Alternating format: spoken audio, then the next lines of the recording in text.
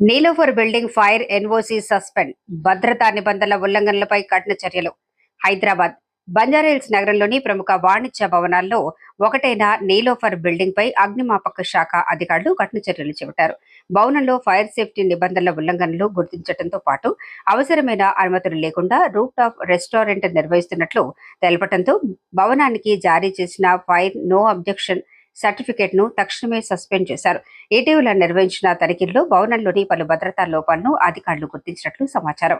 అత్యవసర పరిస్థితుల్లో ప్రజలు సురక్షితంగా బయటకు వెళ్లేందుకు అవసరమైన ఏర్పాట్లు, అగ్నిమాపక నియంత్రణ వ్యవస్థలు, ఫైర్ ఎగ్జిట్ మార్గాల నిర్వహణ వంటి అంశాలు నిబంధనలకు విరుద్ధంగా వ్యవహరించినట్లు అధికారులు పేర్కొన్నారు.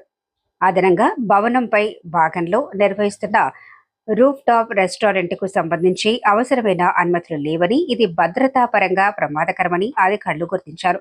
భారీ సంఖ్యలో ప్రజలు సందర్శించే ప్రదేశాల్లో అగ్నిమాపక భద్రతా ప్రమాణాలను తప్పనిసరిగా పాటించాలని స్పష్టం చేశారు. ఈ నేపథ్యంలో భవన యాజమాన్యానికి నోటీసులు జారీ చేసిన ఫైర్ శాఖ గుర్తించిన లోపాలను వెంటనే సరిచేయాలని ఆదేశించింది. భద్రతా నిబంధనలు నిర్లక్ష్యం చేసి సంస్థలు భవనాలపై భవిష్యత్తులో కూడా కఠిన చర్యలు కొనసాగుతాయని హెచ్చరించింది.